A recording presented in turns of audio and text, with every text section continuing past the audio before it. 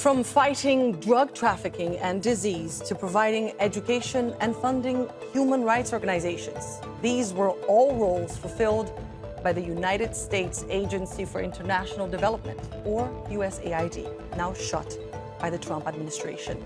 And while thousands of projects around the world are brought to a halt, some say the discontinued aid offers an opportunity.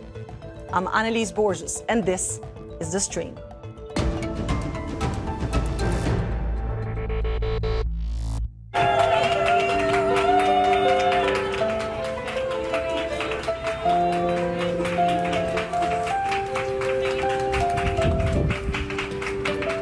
$9 million in food is rotting on the docks right now because of what Trump did to suspend USAID.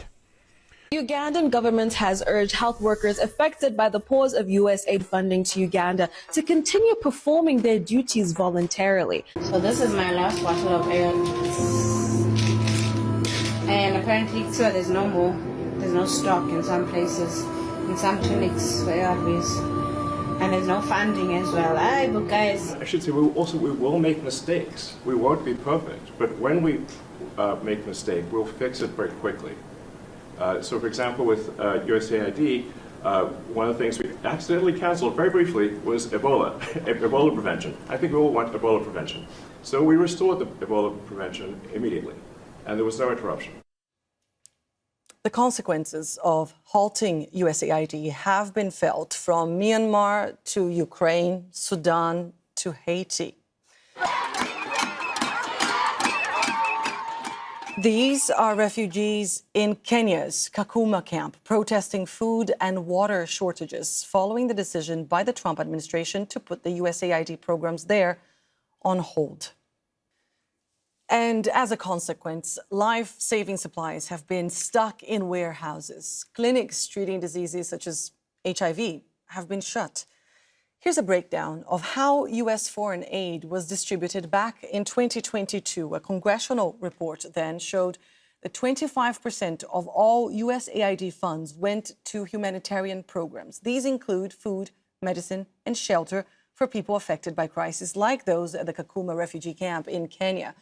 21% went to global health initiatives and 18% to development programs. Another 18% was aimed at projects strengthening military, police, and security forces.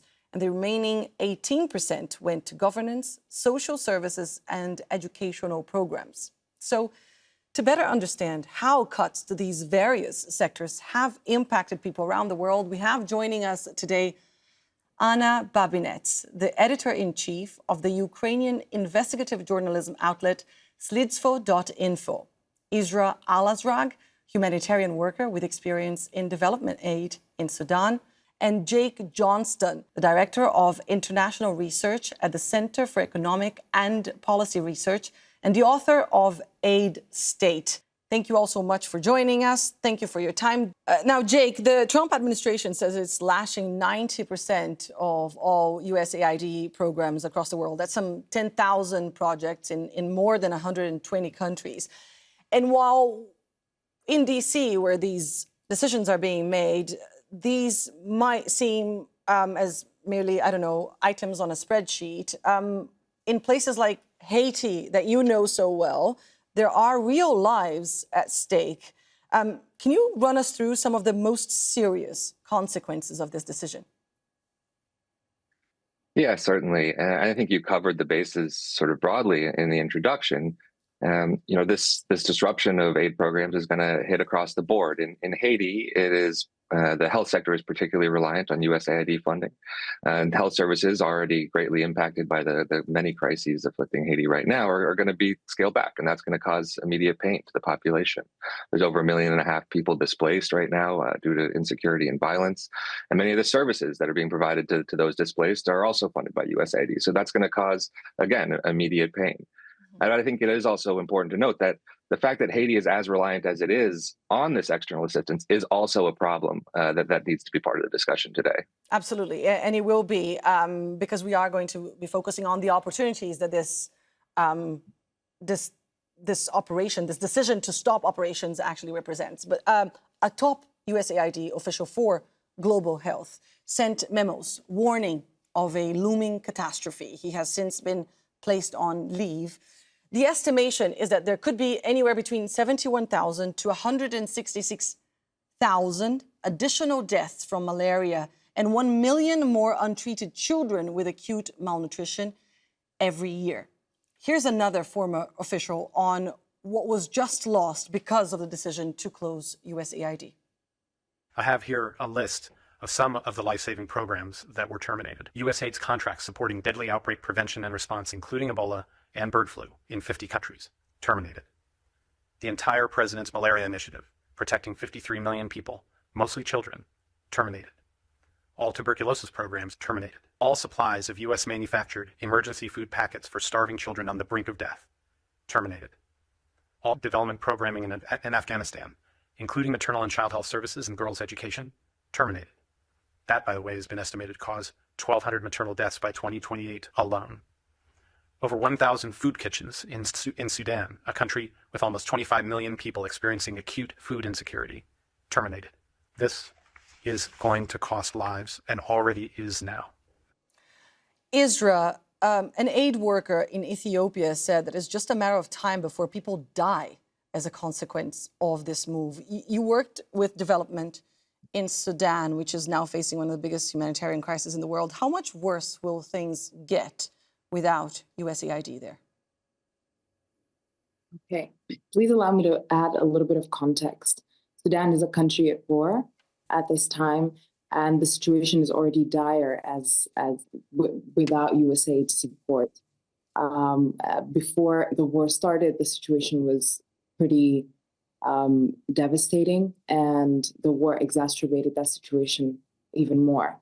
USAID support allowed a lot of necessary food supplies, necessary medical kits, a lot of life-saving equipment and inputs to come into the country to help the people.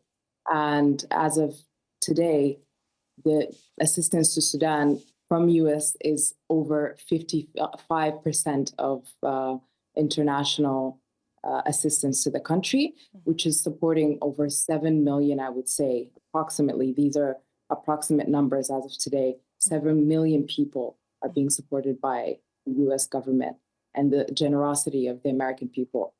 With this shutdown, we are in difficult conditions. And you remain hopeful. We're going to talk a little bit more about that hope. But Anna, the majority of U.S. foreign aid, nearly $60 billion, was actually distributed in the form of economic assistance, with Ukraine receiving the largest share, $14 billion. USAID was the main donor of your organization. Can you tell us what you focus on with your work and the importance of independent journalism in a country like Ukraine? Thank you for talking about that. It's really important topic for us. Ukraine is more than 3 years in hard war with Russia, as you know, and it's really very hard for Ukraine when USAID help stop for all the country. But I would talk about media because my investigative center exists for more than 12 years. And in countries like Ukraine, we are on the way to democracy. Independent journalism possible only with support of donors. For our history, we had many different donors. It's European foundations and Canadian and other countries. But for last couple of years, our main donors were from United States. And during the war, for us, it's very important to fight with corruption during the war, it's of course. And our focus is war crimes, because Russians committed a lot of war crimes here in Ukraine, and we cover this. You know how strong is Russian propaganda around the world. And if independent media will die in Ukraine, it means that Russian propaganda will win, and it's part of the war. So for us, as for independent media, for media which fight with propaganda, which try to show like real war crimes with proofs and our stories using by prosecutors, by international organizations to prove what they really do here in Ukraine, we will not know the truth about the war. And we're going to talk more about how expensive investigative journalism is and where you're looking for funds now. But first, Jake, this is a 90 days pause. Several experts are saying that Trump lacks the constitutional authority to actually shut down the agency without congressional approval. Could this decision be reversed? Well, it's certainly possible, and we've seen some actions from the courts, demanding payments continue and things like this. But, I think looking at where things are heading, contracts are being terminated, people are being laid off, capacity is being reduced. Even if you turn the switch back on, it's not going to be so simple just to keep things as they were. So I think no matter what, we're looking at a drastically different landscape for USAID moving forward, including the decision that seems to be made. And again, we'll see how successful they are in carrying this out, but shifting the remaining portfolio of USAID to the State Department, which I think is a critical aspect of this, and really making aid overtly more political. In many ways, this is sort of doubling down on sort of what's been the worst parts of the industry. In terms of help with strings attached, isn't it? Even if USAID's funding is restored, the freeze has already prevented people from accessing life-saving aid and medical care. Dr. Bia Kong Lian runs the medical program of the Shin human rights organizations in Myanmar, and he told us how their work has been impacted. We have been providing essential healthcare services and the psychosocial support to the conflict-affected community, and we have been providing life-saving referral support to the landmine survivor, people with disability, and also women and children. And also we have been providing the support for the survivor of GBV throughout the course of conflict. After the cessations of Trump, USAID under the Trump's order, we have lost 10 mobile teams, which guarantee the job security of the healthcare worker who joined the civil disobedience movement against SAC for the democracy in Myanmar. And that's mean more than 30,000 of IDP have stopped their humanitarian support, including health. This kind of like USAID cuts are devastating, not only to Chin people, but also to the Myanmar most vulnerable. For the hunger and sick, even a day's wait is too long. A phase reduction could have lessened the blow and saving life in the process. Isra, you mentioned hope. You said you're hopeful.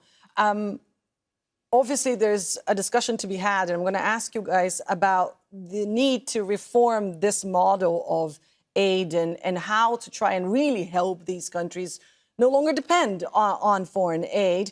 But in the short term, who would you see just filling this void? Who could step in? Are you hopeful that other countries could actually spend more in the short term to alleviate the suffering of the millions of people you referred to earlier? Well, honestly, the gap that USAID's funding will leave is going to be quite big. And because of that, it's hard for it to be instantaneously filled by other countries or organizations. The situation as of now seems very unclear. No one can predict if other countries have the capacities to fill in that gap. You have funding for Sudan that was, as I mentioned, 55% of external assistance coming from the US government. in comparison to other countries that have also provided assistance, which comprises of 45%. So it's difficult to say, but as you mentioned, we're still hopeful that people will step in and help out in this current situation. Jake, now talking about how foreign aid obviously can do good, but that aid dependence is pretty bad.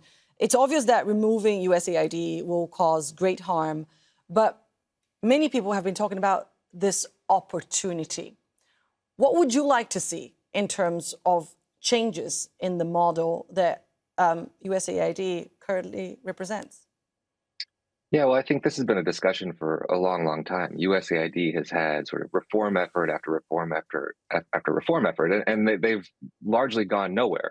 But the reasons are quite clear, because there is real problems with how USAID functions, both in terms of waste and fraud, but also in terms of an explicit sort of agenda to advance US interests. And these have real implications for development across the world. So when we're talking about aid right now, I mean, one, okay, we're talking about sort of eliminate or save. It's not an unambiguous thing, right? There's a gray area here. USAID, I think this is an opportunity to have a conversation about what would effective aid actually look like. If this aid flows come back, what does that mean? How do we want to change that? How could we do this to actually provide material benefits?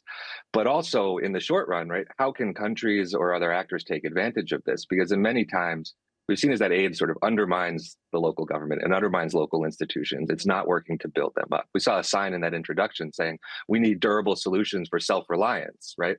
And that's not what aid has generally been across the world, even when it does have a positive effect on sort of life-saving aid in the short run. And so we need to be having that conversation. We need to think about how we can reform this industry to actually provide sustainable benefits to the communities across the world that are in need. You actually, when we spoke before the show, you mentioned that the system, at least the model of USAID so far, has actually benefited the US. And that when you researched Haiti following the earthquake, most of the money you guys traced that was donated to Haiti went back to the United States. Can you explain how that can possibly work?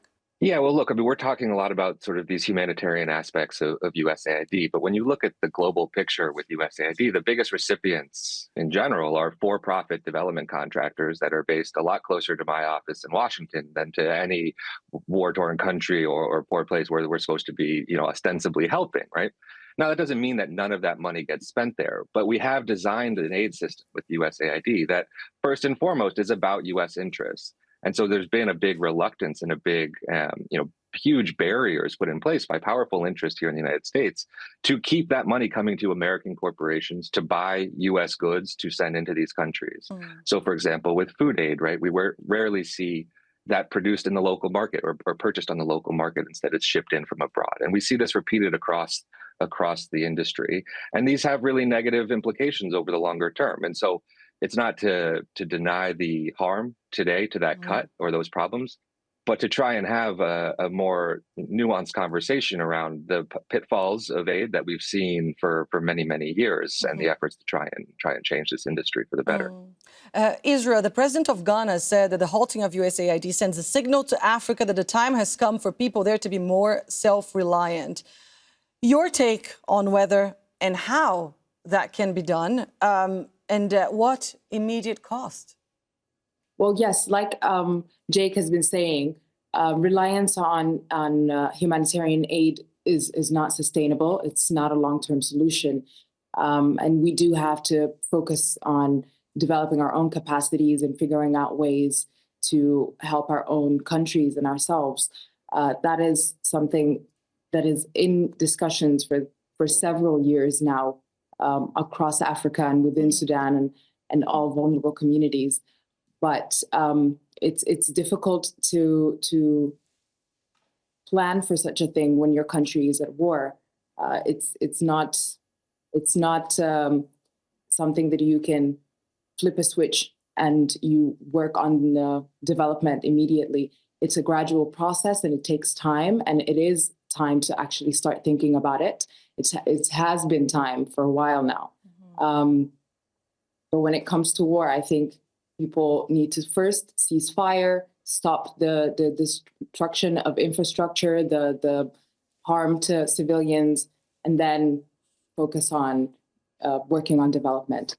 But it is an obvious possibility. I think people are working on themselves, and we've seen that when the Sudanese people came together and started what are called emergency response rooms that have been supporting millions of people with food, shelter, and medical supplies for those who have been more severely affected by the ongoing war in Sudan.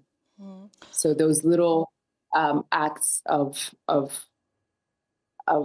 help and of movement within the people and among themselves give us some light at the end of the tunnel that we can actually help ourselves and make it work. You're absolutely right when it comes to how dramatic things are, pulling the plug like that and not giving people any time to prepare. Anna, you had no time to prepare either. How are you seeing the future of your organization? You talked to us about the importance of independent journalism, not only documenting war crimes, but also corruption and other issues in a society working towards democracy. Where are you looking for funds right now? Actually, no one likes investigative centers around the world. For government, they're a little bit happy that we don't have money. Now, for Russians who we discover, of course, they're happy because we will not cover their crimes. But we have audience. We have audience of our YouTube channel. It's more than 500,000 people who watch us. We have millions of views of our stories. We publish video stories. We publish web text stories on our website. And we asked our audience to donate. And people donate to us now. But we are in country where we have a war now. And mostly Ukrainians who are not really rich people, they donate their money for army and for civilians who really in need. So media is not a priority for people as well. What we are doing now, we try to find European foundations because we cooperated with European foundations, with foundations from other countries to continue our work. Now we have some support from our audience, as I mentioned, and we can continue to work. But of course, there is nothing which can replace this many-year help from USAID, not only for media, for other spheres, and for Ukraine, where we every day have missiles, where we every day have bombing, and it's not easy to know what we expect as country, what we expect as citizens, and it's not easy for government to cover all of spheres which was covered by USAID. Jake, some people are talking about the end of an era in aid because of the multitude of aspects in terms of the consequences of stopping the work of USAID. That decision is probably going to save the US less than 1% of the federal budget.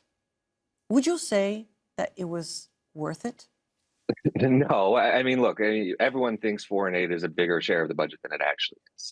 In the context of how much money the U.S. government spends, foreign aid is really a pittance, right? Now, I think the reality is that, you're seeing a lot of this. The defense of USAID is now being made sort of an explicitly pro-U.S. term. But, well, if we want leverage over X country, this aid is really important. If we want to open up a market for a U.S. company, aid is really important. I'd argue that those are really not the actual benefits of aid. And when it's used like that is generally when aid is least effective and actually sort of directly eroding sovereignty and undermining development. Now, I think what we could actually get out of foreign assistance is a more stable world, right? To have actual programs that provide actual support to populations over the long term. And that's going to engender goodwill and help the world overall and help the US. I mean, I think that would be in the US national interest. A lot of the framing we hear about USAID is from this current administration. It needs to be more in the U.S. national interest in this thing. But the way it works is it's really protecting special interests in a lot of cases and not U.S. national interests. So like I was mentioning earlier, all of these restrictions that protect certain industries or certain players, those aren't really national interests. Those are protecting certain people who benefited from the way things have worked so far. And if we really want to have this aid work for us and the world, it's going to take rethinking how we manage this industry overall.